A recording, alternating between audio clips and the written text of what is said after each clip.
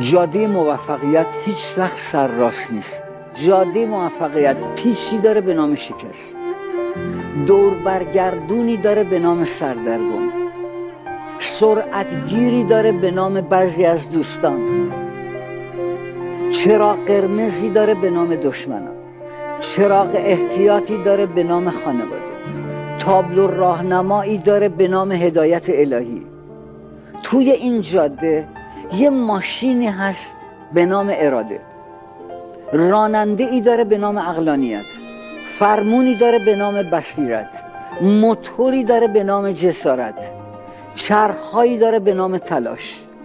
دو تا آینه کوچیک اینقدر رو به عقب داره به نام عبرت، نه حسرت، عبرت.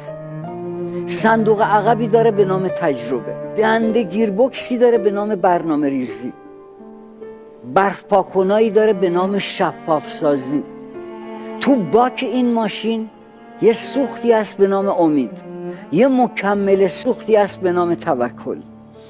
این ماشین یه کمک فنری داره به نام انعطاف، مدارا.